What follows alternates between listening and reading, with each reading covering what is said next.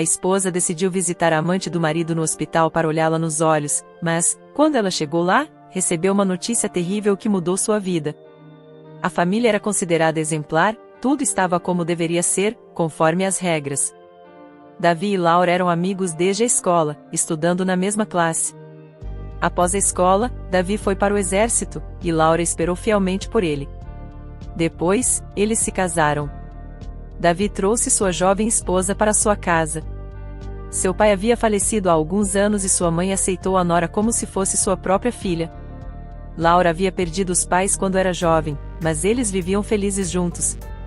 Davi não bebia, não ia a festas, não maltratava sua esposa, trabalhava como operador de colheitadeira e era um dos melhores em seu trabalho. Laura era secretária no conselho da vila, mas logo após o casamento, precisou deixar o emprego. No tempo certo, ela deu à luz a uma linda filha, Sofia. 2 anos depois, tiveram um filho, Gabriel. Viviam sem problemas, criando uma vaca, algumas galinhas e plantando uma horta, como todos os outros. Às vezes, Davi ia à cidade para resolver assuntos, trazendo brinquedos para as crianças, belos vestidos para sua esposa e guloseimas para sua mãe. As amigas de Laura suspiravam de inveja. Você tem muita sorte, Laura, por ter um marido assim. Ele não é apenas um homem, é ouro, diferente dos nossos. 2 anos se passaram, e tudo parecia seguir seu curso, uma vida calma e medida. Mas Laura começou a notar que seu marido havia mudado. Eles costumavam jantar juntos, conversando, Davi brincava com as crianças e compartilhava com Laura as novidades do trabalho e do mundo. Agora, à mesa, ele estava calado e distante, raramente a olhava e mal se aproximava das crianças. Comia rapidamente e depois saía, muitas vezes para visitar amigos ou irmão. Laura se sentia inquieta, uma má premonição a corroía. Um dia, a loja recebeu tecidos e, pela manhã, as fashionistas locais formaram fila, esperando a vendedora Luísa organizar tudo. Laura foi até lá, na esperança de comprar tecido para sua filha e seu filho. Ficou conversando com suas amigas, mas sentiu como se todos estivessem olhando para ela, alguns com zombaria, outros com pena e alguns com maldade aberta. Laura não entendia o que estava acontecendo. Quando perguntou às amigas, elas desviaram o olhar e fizeram piadas. A mais ousada, Paula, não conseguiu se segurar. Conta logo, exclamou. Laura sentiu um frio na espinha. É sobre o seu Davi. Aí está, o seu marido de ouro, o pai exemplar. O que tem o Davi? Laura não entendia o que sua amiga estava dizendo. Você realmente não sabe, Paula exclamou. Vamos, Laura, você está cega? O seu Davi está saindo com a Juliana e nem sequer esconde isso. Toda a vila sabe que ele passa quase todas as noites com ela, só voltando para casa depois da meia-noite. Não pode ser, Laura duvidou, sentindo o coração se partir por dentro. Então, para onde meu marido está indo todas as noites? Em casa, você diz que ele vai para o irmão. Ontem mesmo ele foi e, no dia anterior, estava na sauna com Marcos e Roberto, Paula debochou. Sim, na sauna, só que não com Marcos, mas com Juliana, disse Paula com um sorriso irônico. Pare, Paula, gritou Analice, outra amiga. Não vê que ela está em choque? Estou mentindo, Paula ia protestar, mas se calou ao ver o quão pálida Laura estava. Sem dizer uma palavra, Laura se virou e correu para casa, esquecendo-se do tecido. Quando entrou, trancou a porta e finalmente deixou suas lágrimas fluírem. Sentou-se no chão e chorou alto, sem mais medo de ser ouvida. As crianças, assustadas com o comportamento dela, se aproximaram e começaram a chorar também. Laura, querida, o que houve? Alguém morreu? Perguntou sua sogra, ansiosa. Eu preferia que você tivesse morrido, aquele desgraçado, Laura gritou de frustração, antes de cair em prantos novamente. Pare com isso, você está assustando as crianças, disse a sogra, severamente. Levante-se, seque suas lágrimas e me diga o que aconteceu. Quando soube da traição, Helena ficou em silêncio por um longo tempo. Laura também ficou calada, tendo chorado todas as suas lágrimas, agora sentada quieta, olhando para o vazio. Como devo viver agora, mãe? Eu o amo, aquele idiota, mas nunca poderei perdoá-lo. Não vou suportar. Você não precisa, querida. Olhe o que ele decidiu: quer viver com 2 famílias. Não o criamos assim, não o ensinamos isso. Você precisa se acalmar. Ele vai chegar do trabalho em breve, não deixe que ele a veja chorando, é a última coisa de que precisamos. Quando ele chegar, conversaremos. Davi chegou em casa mais tarde do que o habitual. Já haviam lhe contado que sua esposa descobrira suas infidelidades. Não havia mais razão para adiar o inevitável. Ao entrar na casa, ele disse: é bom, Laura, que você tenha descoberto por conta própria. Eu não teria tido coragem de lhe contar. Temos filhos, mas não há necessidade de esconder mais. Sim, me apaixonei por outra pessoa, e vou ficar com ela agora. Você deve arrumar a casa dos seus pais nos próximos dias, limpar tudo lá. Pode ficar por lá um tempo, ela não tem muito espaço, é bem humilde. Não vou abandonar as crianças, não se preocupe, vou continuar ajudando. Laura permaneceu sentada à mesa, com uma expressão de pedra, sem derramar uma única lágrima, apenas apertando a toalha da mesa com força. O que você está dizendo? Helena perguntou severamente, olhando para o filho. Quer expulsar Laura e as crianças, trazer aquela mulher para cá? Meu Deus, não. Esta é minha casa, sou eu quem manda aqui, e não vou deixar ninguém machucar Laura ou meus netos. Olhe para você, dando ordens. Faça suas malas e vá embora. Não quero vê-lo novamente. Mas, mãe, Davi começou a dizer, mas ela o interrompeu. Não me chame de mãe. Só tenho um filho agora, João. Você não é mais meu filho. Não quero mais saber de você. Agora, saia. Davi, triste, não ousou discutir. Ele olhou ao redor e foi embora. Durante todo esse tempo, Laura mal respirava, mas, assim que a porta se fechou, sua compostura deixou e ela começou a chorar novamente, desta vez de maneira silenciosa e dolorosa. Não chore, querida, Helena consolou. Você precisa se recompor. Não é hora de lágrimas. Temos que pensar em como seguir em frente. Do que adianta pensar, mãe? Eu nem quero mais viver, disse Laura, chorando. Vamos, se controle. Você tem filhos. Se algo acontecer com você, quem cuidará deles? Acha que o pai deles os acolheria? A nova namorada dele os expulsaria para a rua como gatinhos. E eu já estou velha, também preciso de alguém para cuidar de mim.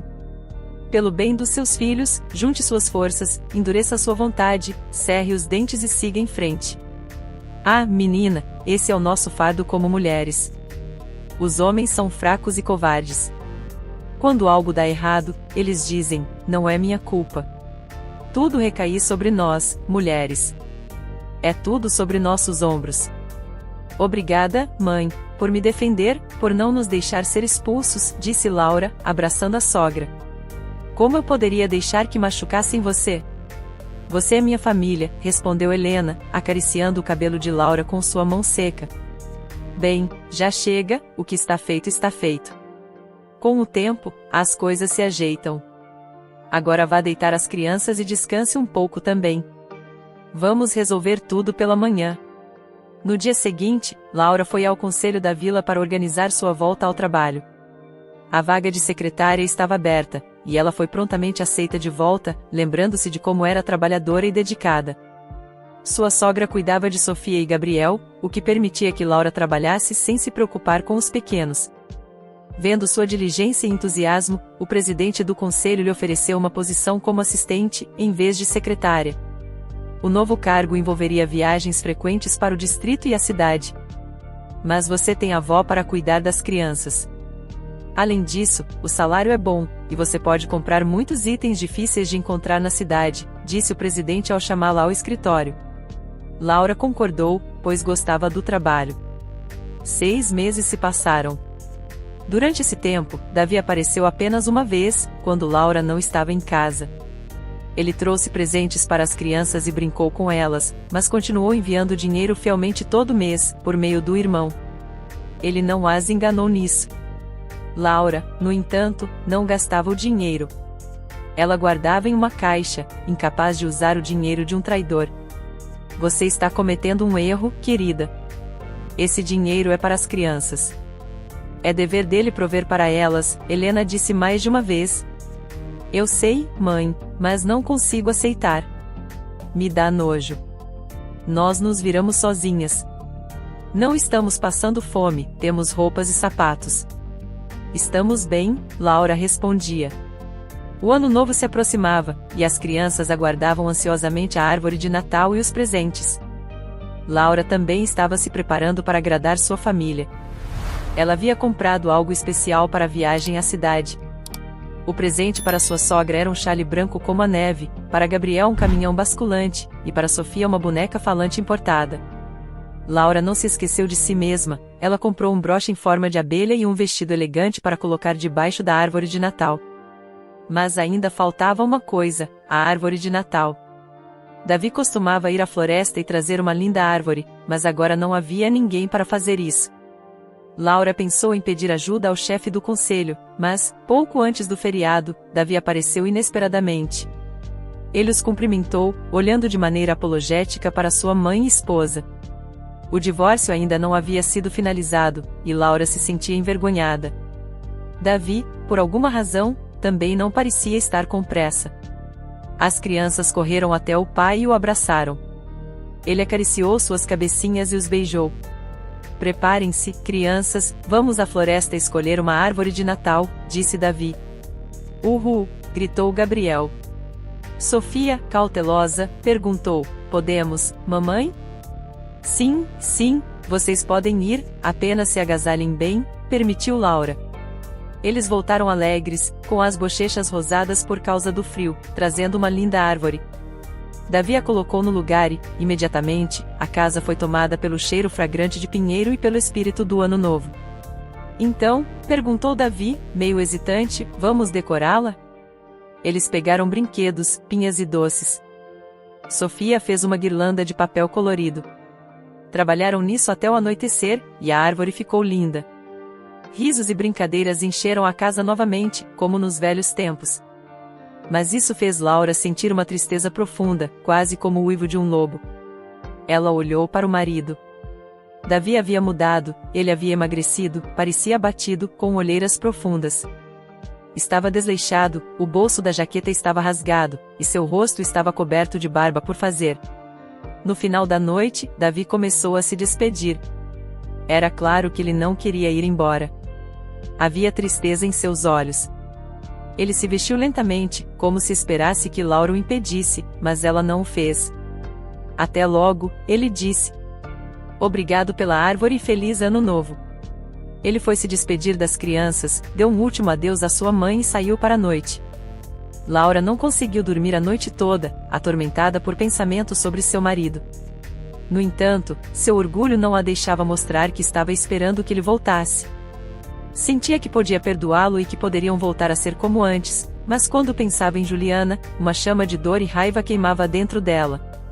A partir daquela noite, Davi começou a visitar com mais frequência.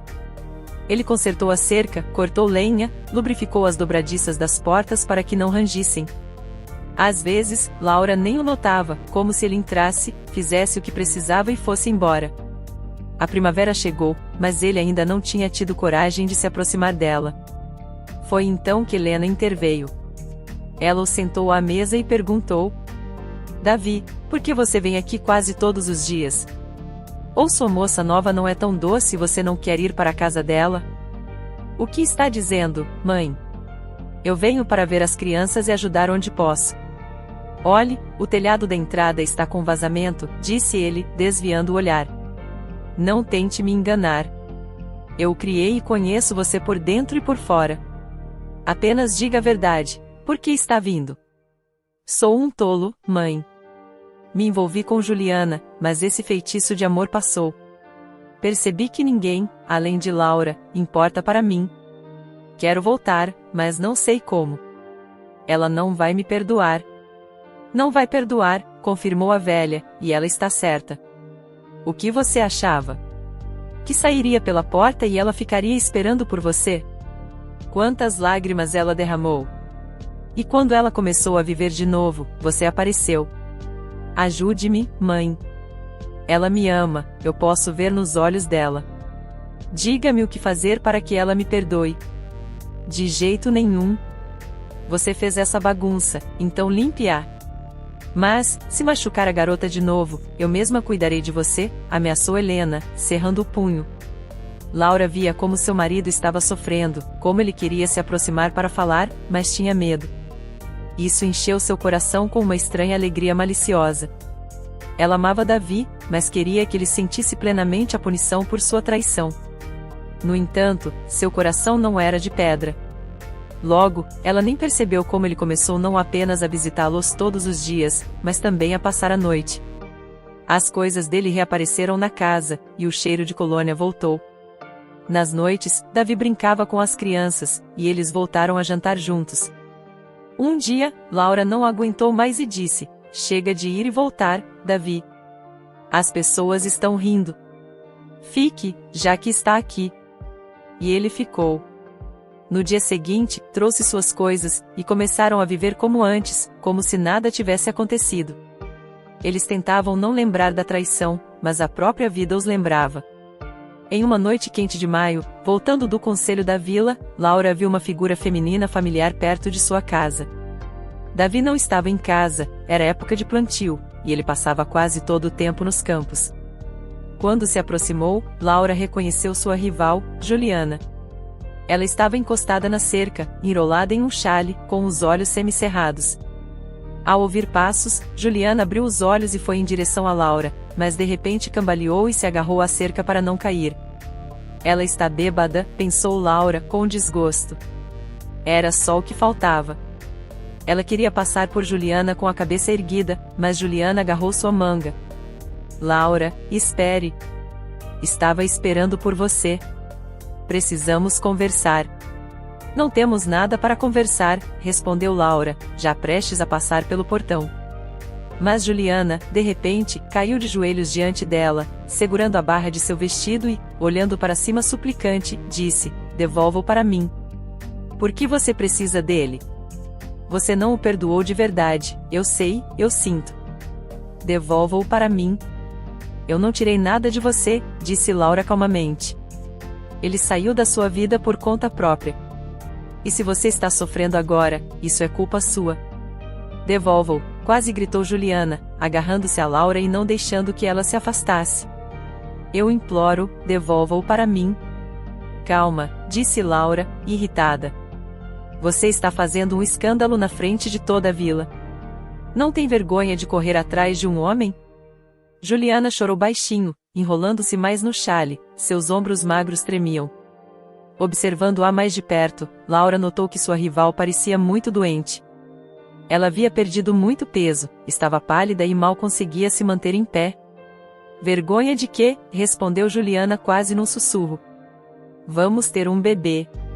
"Um bebê?", Laura ofegou e se sentou em um banco próximo. "Sim, fui ao hospital. Estou grávida de 3 meses", confessou Juliana. "Davi sabe?", perguntou Laura friamente. "Não, suspeitei quando ele começou a ir e voltar entre as duas casas. Não queria que ele pensasse que eu estava tentando prendê-lo com uma criança."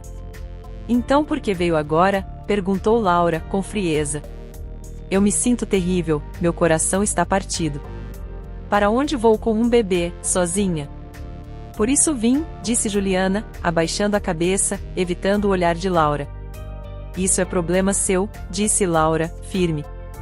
"Você deveria ter pensado antes. Acha que vou sentir pena de você? Não, depois de toda a dor que me causou, agora vem chorar." "Não vim pedir piedade", respondeu Juliana. "Vim para que você soubesse. Vou contar a ele também, e depois ele decidirá." Com essas palavras, Juliana se levantou, cambaleando, e caminhou em direção à sua casa. Laura observou por um longo tempo, sentindo-se inquieta. E se seu marido decidisse sair de novo? Mas logo resolveu: bem, se ele for embora, não o aceitarei de volta. A partir daquele dia, Laura começou a observar mais de perto o comportamento do marido e, em pouco tempo, notou que ele estava ficando taciturno novamente, perdido em pensamentos. Após uma semana desse comportamento, ela decidiu ter uma conversa honesta. Uma tarde, enquanto Davi estava sentado na varanda, ela se sentou ao lado dele. "Por que está calado? No que está pensando? O que vai acontecer com a criança agora? Davi respondeu, surpreso. Então você já sabe. Ela veio aqui, respondeu Laura calmamente. O que você decidiu? Vai embora de novo? Para onde eu iria?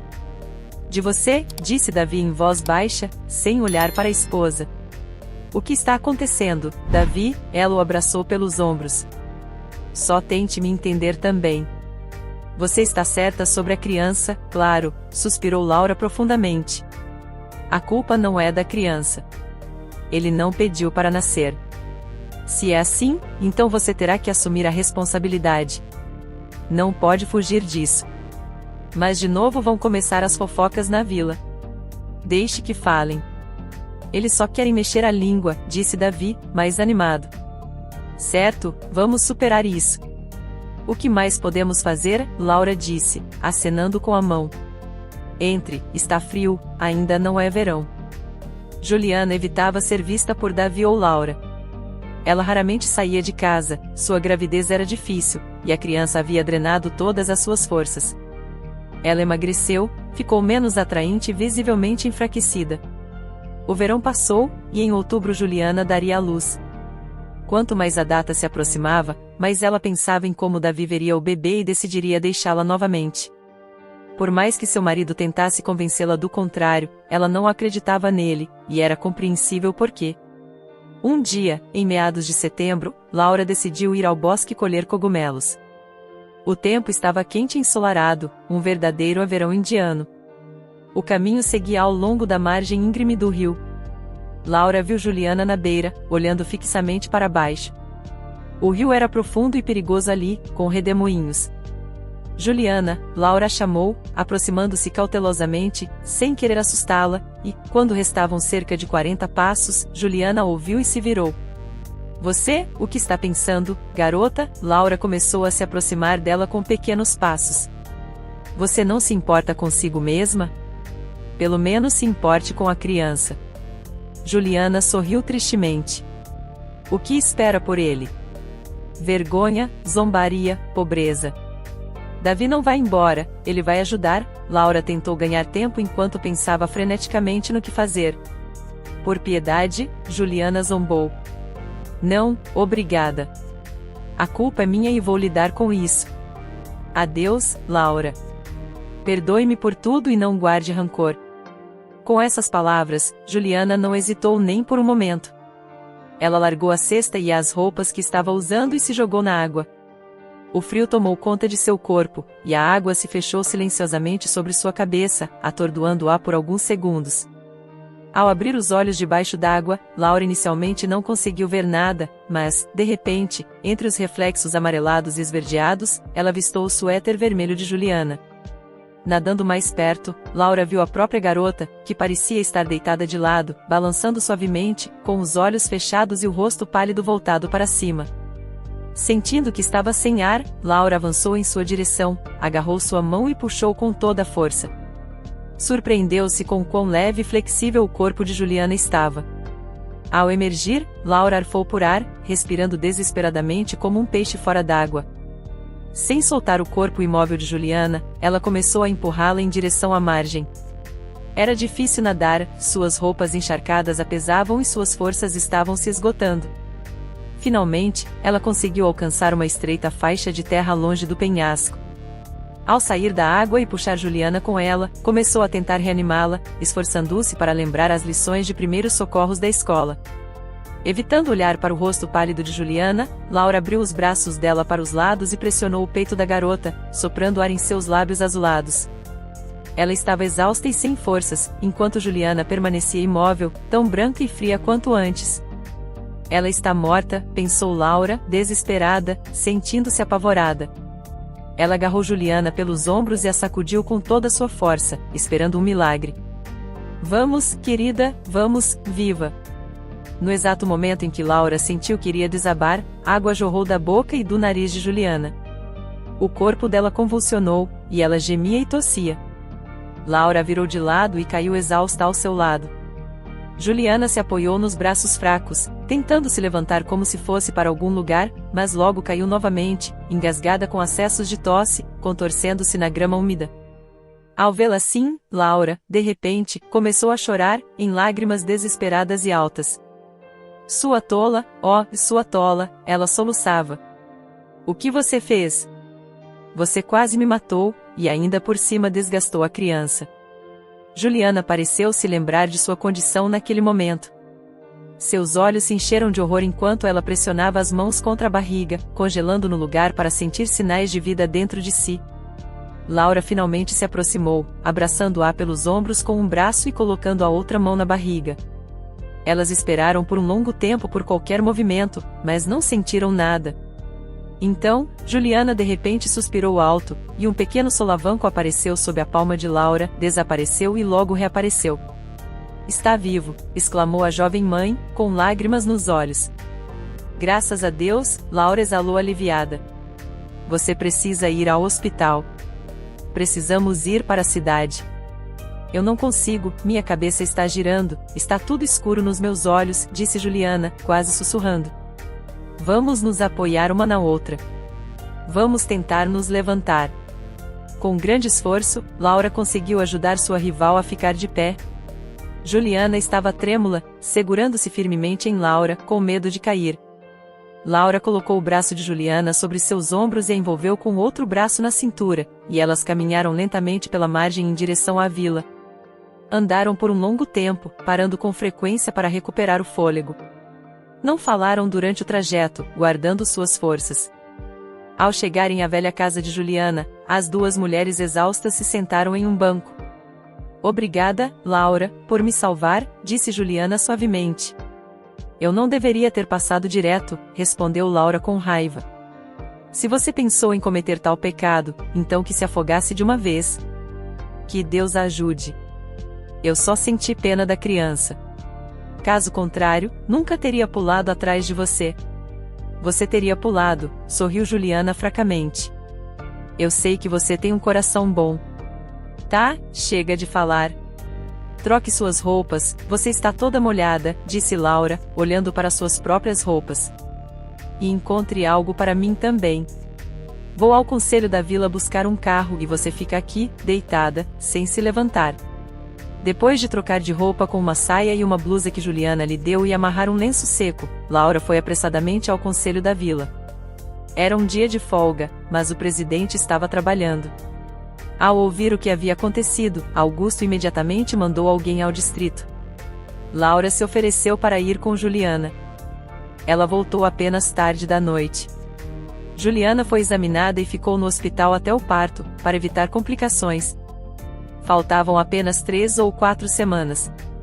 Quando Laura voltou, toda a vila já sabia dos eventos. Seu marido estava esperando por ela no quintal, andando de um lado para o outro, incapaz de se acalmar.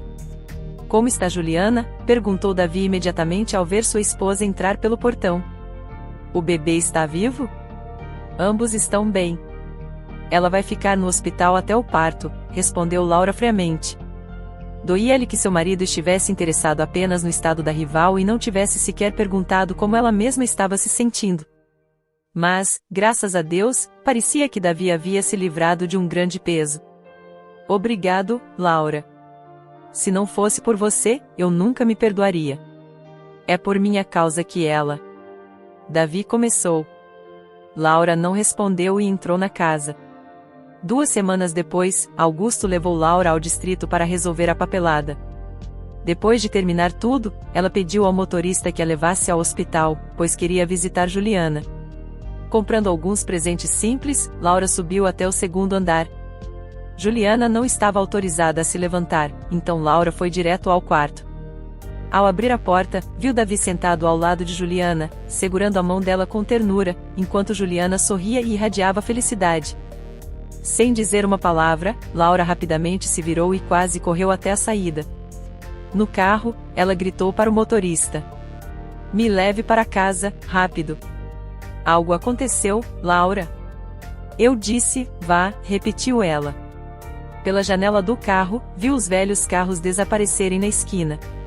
Ao entrar em casa, Laura pegou uma grande bolsa e, engolindo suas lágrimas de raiva, começou a jogar freneticamente as coisas do marido nela, pegando tudo o que via pela frente, sem discriminar. Sua sogra, inicialmente surpresa, logo se aproximou, tirou uma camisa de Davi das mãos de Laura e a jogou de volta na cama. Então, quase forçou sua nora a se sentar em um baú e sentou-se ao lado dela. O que aconteceu? O que aquele canalha fez agora? Ele está com ela de novo. Eu vi com meus próprios olhos. Que tolice, por que eu a salvei? Ela deveria ter se afogado, aquela víbora, exclamou Laura entre lágrimas. Querida, acalme-se. O que você está dizendo? Que pecado, meu Deus! Mas tirar meu marido, arrancar o pai dos meus filhos, isso não é pecado? Ele estava segurando a mão dela, sendo carinhoso. Eu não vou perdoá-lo. Que ele vá para onde quiser. Ele drenou minha alma, mãe. Não aguento mais. Sua sogra abraçou com força, puxando-a para perto e balançando-a suavemente, dizendo, é isso aí, deixe-o ir. Nós vamos nos virar sem ele. Chore, chore, isso vai ajudar. Foi assim que Davi as encontrou quando voltou de carona. Laura, querida, você entendeu tudo errado. Eu só fui ver como ela estava. Minha consciência estava pesando, afinal, ela é só uma criança, tentou justificar-se. Consciência? E quando você estava se divertindo, sua consciência não pesava? Laura gritou, incapaz de conter suas emoções. Você voltava contando histórias, e eu, tola, acreditava em cada palavra sua. Vá embora, Davi. Eu não suporto mais olhar para você. Viva com ela e nos deixe em paz. Eu não aguento mais. Laura, pare com isso. Eu já te perdoei uma vez, e vou te perdoar de novo. Isso não vai acontecer de novo. Com essas palavras, ela jogou a bolsa de roupas aos pés do marido.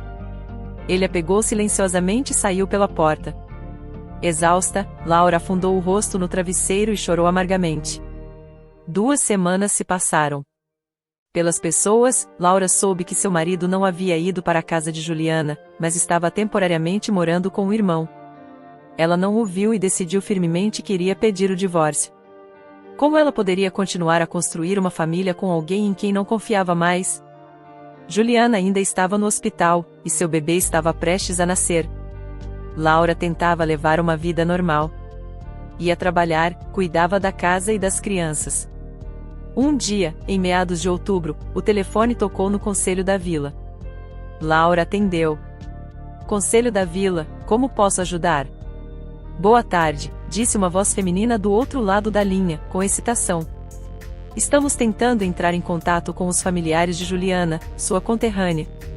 Ela não tem familiares, respondeu Laura, sentindo um nó apertar no estômago. A avó dela criou, mas ela morreu há muito tempo.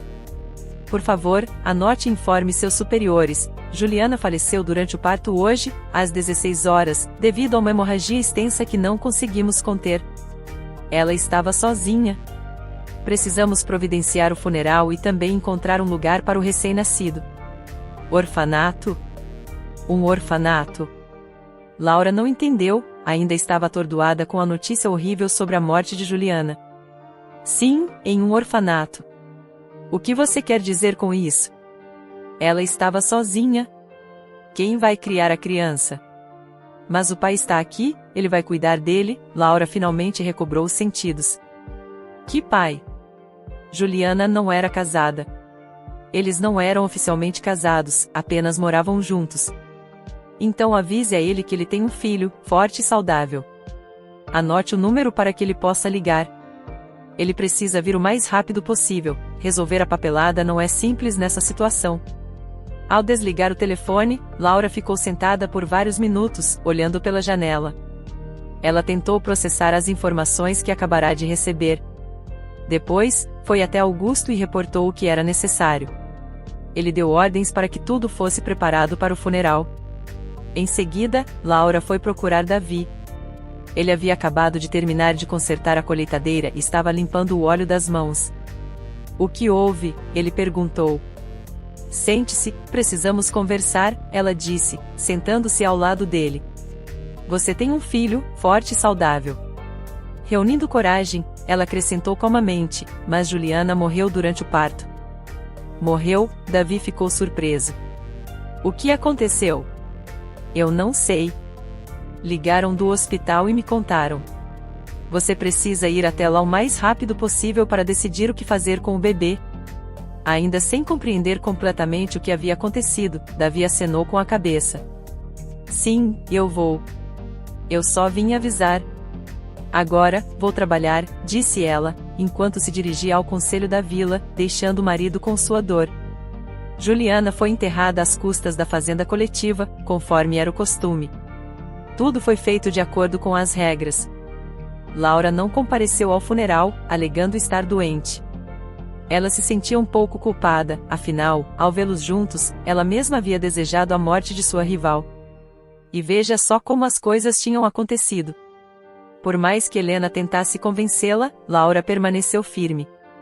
Davi trouxe o recém-nascido para a vila e o nomeou Miguel. Ele ficou à porta da casa dos pais com um pequeno embrulho nos braços, triste e confuso. Sem olhar para Laura, ele se dirigiu a Helena. Aqui, mãe. Trouxe seu neto para você conhecer e para pedir ajuda. Mas eu não sei de nada, nem como dar banho, nem como enrolá-lo nas faixas. No hospital, me explicaram como alimentá-lo, mas mal me lembro de alguma coisa. Como posso ajudar com isso? Respondeu a velha mulher, aceitando o bebê das mãos do filho.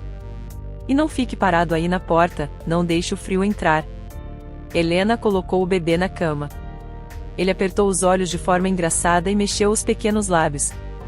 Laura também se aproximou. Qual o nome dele, pai? Ela perguntou, tentando soar indiferente. Tom. E onde você vai morar com ele? Por enquanto, vamos para a cabana da Juliana e depois veremos. Mas o vento entra pelas frestas da cabana dela, e o fogão está caindo aos pedaços. Onde você vai manter uma criança em tais condições? Helena interveio. E eu não sou mais jovem para correr até o outro lado da vila todos os dias. Vamos, filho, fique aqui por um tempo e veremos. Laura trouxe uma pilha de roupas do quarto. Eu juntei o que sobrou do Gabriel, fraldas, gorros, calças pequenas. Está tudo limpo, use. Obrigado, disse Davi, tocando a mão da esposa com gratidão, mas ela rapidamente se afastou. Não estou fazendo isso por você, mas pelo menino. Ele não tem culpa de ter um pai assim. Ele está sem mãe, e está assustado. Ela pegou o bebê desajeitadamente nos braços e começou a balançá-lo suavemente, cantando baixinho algo sobre perdão e como ela passaria o resto da vida com ele e com as crianças. Laura não percebeu o olhar amoroso de seu marido e não soube de seus pensamentos. Ela embalou o pequeno milagre que o destino lhe presenteou e sussurrou baixinho, para que ninguém ouvisse: dorme, pequenino, dorme, meu querido. A mamãe está aqui. Agora, tudo vai ficar bem. Gostou da história de hoje? Comente a sua opinião, e se inscreva no canal, para receber nossas belas histórias. Ative também o sininho das notificações.